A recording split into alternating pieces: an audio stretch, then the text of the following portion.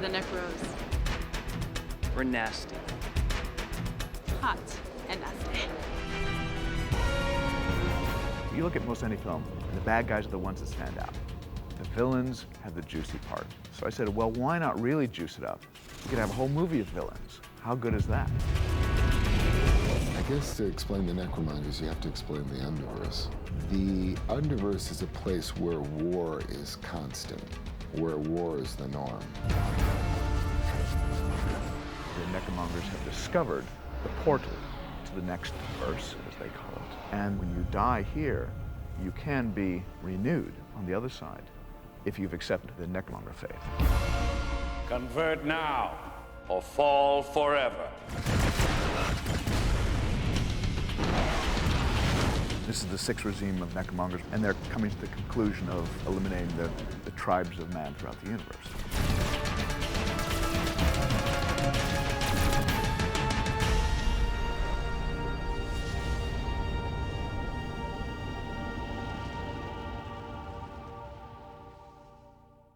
It's a necromonger. It's dangerous. It's sci-fi, baby. It's serious. I think that when you're going into the sci-fi realm, you want to do a dark film. You want to keep it as real as possible, and you want everyone to see it. We're gonna find the Riddick, and when we find the Riddick, we're gonna kill the Riddick. Do you understand what I'm saying? We spent a lot of time in this movie characterizing our bad guys, and as a result, you kind of get to like them in a weird way. Don't get me wrong, they're bad people, but there's these human touches that make them really special, and they're very unexpected. We really have a soft spot in our heart. We're really there. So, be a necro today. You too could be as happy as I am.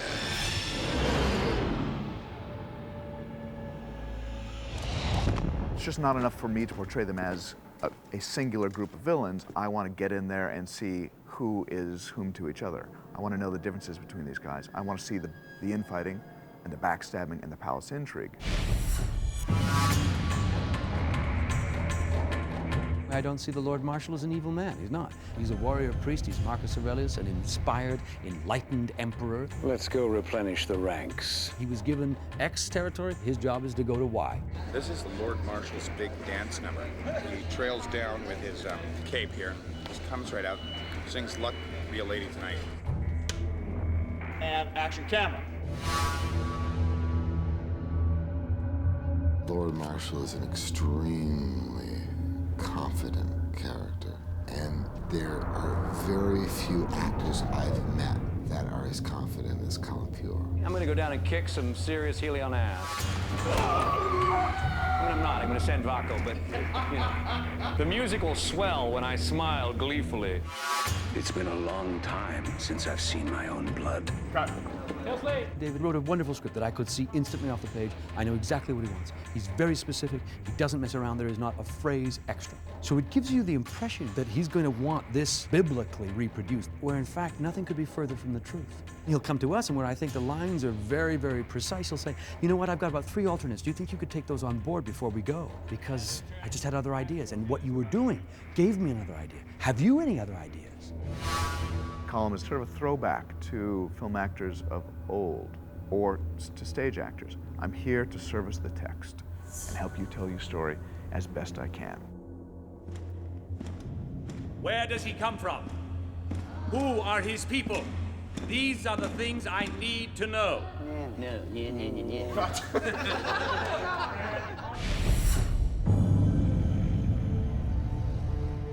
I've got to believe that in any dark race, from the Nazis on, that there were people in it who got sucked up and who sort of played along at the beginning, and years later they looked back on their life and they said, God, how did I get to this place? We all began as something else. The Purifier is a guy like that. Good.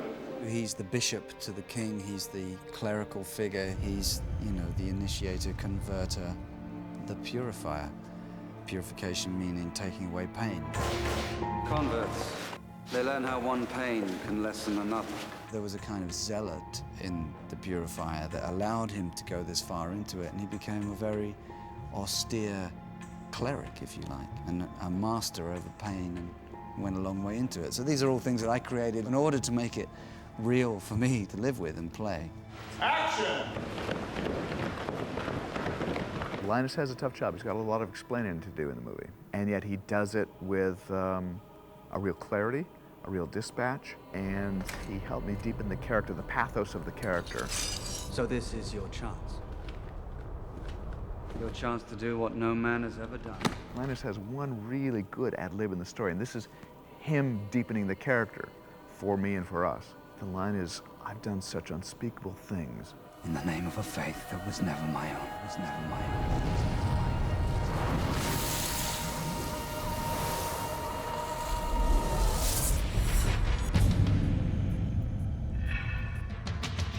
Three, two, one, go! Baco is so cool. Carl Urban is so incredible.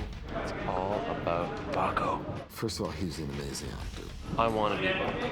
He will tell you more about a race of people than, you know, a whole room full of writers would have ever thought of. He researches his characters to that degree. Wait till Chronicles of Riddick 2, Revenge of Baco.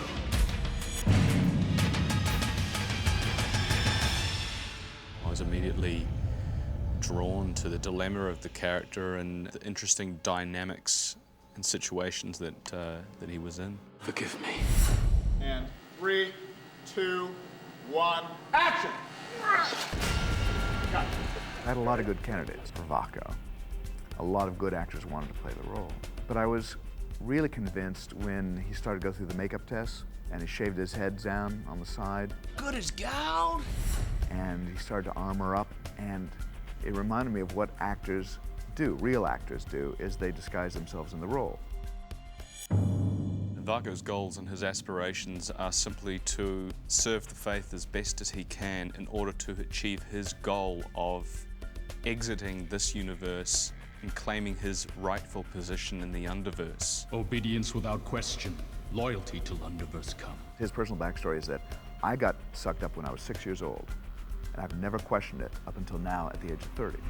But my Achilles heel is that I married a beautiful woman who has ambition, and like Lady Macbeth before her, has enough ambition for them both.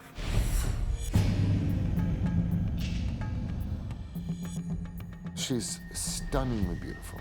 The kind of beauty that makes you want to be on the same set that she's on. Let me show you the way. Kind of beauty that makes you knock on her door just to check on her in the morning. She wants more for her husband because she sees such greatness in him. You can keep what you kill. That is the necromonger way. She is a great Machiavellian character, manipulating from behind. Now! Kill the beast while it's wounded! I liked her unashamed lust for power, and I mean, it's pretty gross, really, but that seemed like a lot of fun. Watch your step and your face. David, he must be crazy, right? How coy was she? Watch your step. I mean, you read this and you just think, oh my goodness, where has this man been? But it's been really fulfilling bringing those characters to life, because one of the great things about being in a kind of futuristic movie is that you've got nothing that you're tied to, so whatever you bring to it can work. The more you resist them, the greater the damage will be.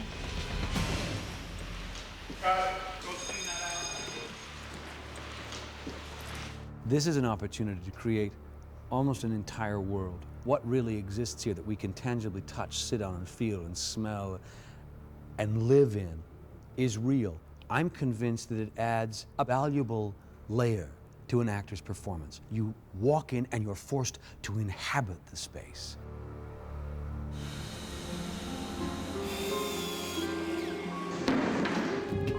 Francisco, what we can do is, you see up there the keystone, do some kind of a crack, not too deep, it's just, you know, the stone just kind of, yeah.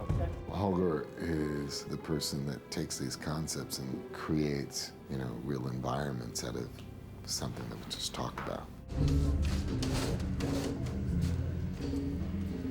And I really didn't know what to do at the beginning.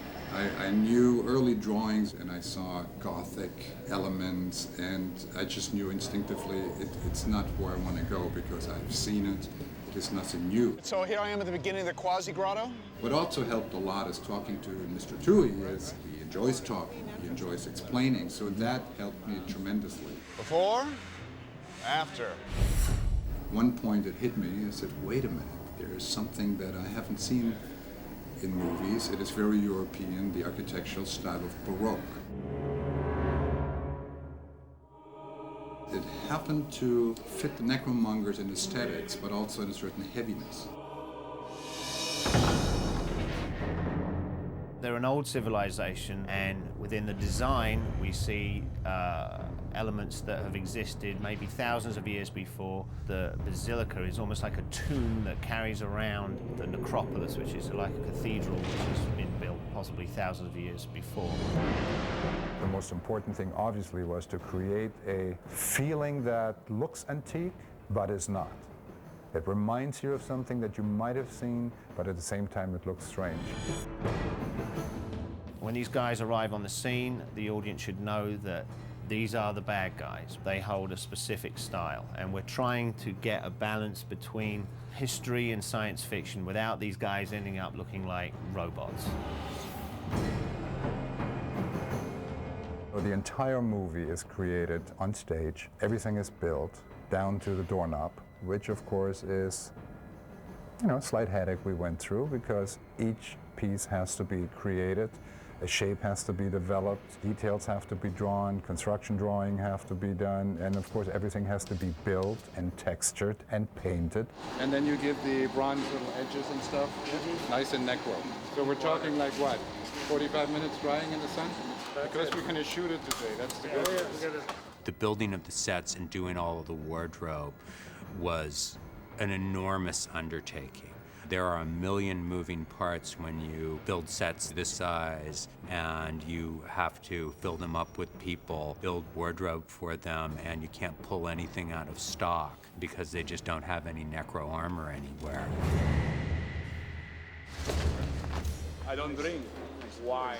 The costumes are extraordinary. You have only to take a glance at Tandy Newton as she passes by in this wonderful metropolis-like Art Deco, elegant, sexy, yet frightening thing. The intention of Dame Vaca was, you just don't know what it is she's wearing. It's just all of one.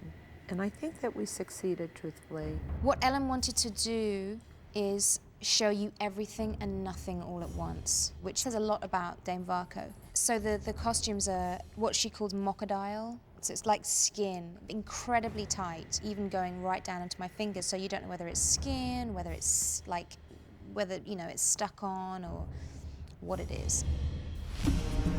Riddick is now armored up to take on the greatest of battles. Every major actor was body cast on the film because these are custom-made armor pieces, and everybody's body is different. Everybody's head, shoulder width, size, arm length is all different, so everything is customized. Don't piss with me, man.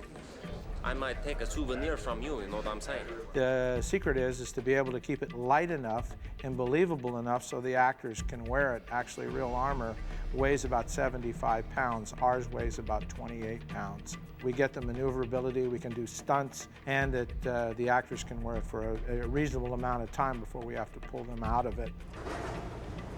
This is the finale of the film. Alexa's character has transformed from her earlier self into a necro. I love challenges, and I saw this as a remarkable challenge. So Vin's traveling, so we'll go in and add all our little bits. It was a huge film with endless possibilities for the makeup department. I think the Quasis are probably our wildest look in the film. Well, I like long walks in the park. I'm looking for that special someone. The Quasis, of course, were pieces covering the complete torso all the way down to the waist, because that's actually the only part we see is from the waist up on the Quasis. We met off the internet. We had 10 makeup artists for 5 Quasis who would take an average of 4 hours to do full body prosthetics. Then they were put in their pods and covered in a sheer sort of gauzy black material that was soaked in a wet goo. So a horribly unpleasant experience for the actors actually doing it, but very effective on camera. We've entered the Riddick. Ready and fire! It is a theme of design that carries through all the way into their nicely curved pistols and guns. They do have a Baroque feeling. At the same time, they have details of machinery. Oh, look, it's making noises. I think it's going to explode. Their ships, their design also has this grade of ornamentation going down to the fighters, which are designed to look almost like hammers and anvils. You know, if they don't shoot something down, they'll ram it. It's just about force. Their weapons are gravity-based, which is a whole new idea. So they're not ballistic, they're not laser beams, they move gravity, and that's how their ships move, and that's kind of why they are such a powerful, conquering army. And when you think of these necromongers as having projectile weapons, guns and missiles and what have you, and the necromongers still choose to use axes and war picks and daggers. There's a reason for that. They can keep the kill if it's done in hand-to-hand combat. One of the most important things was to try to be original and to try to play with a different spin on mythology. You keep what you kill. It's so crazy to create a mythology, because you either take modern day or present day and say, okay, well, here they believe in God or they don't believe in God, or you create a whole new mythology. You can keep what you kill. Riddick is up against the might of a new dark mythology and all the indoctrination that's inherent in that. So it's no small enemy that we give him in this movie. You keep what you kill. I just wanted to try to give the audience unexpectedly good characters in a science fiction film. You keep what you kill. You keep what you kill.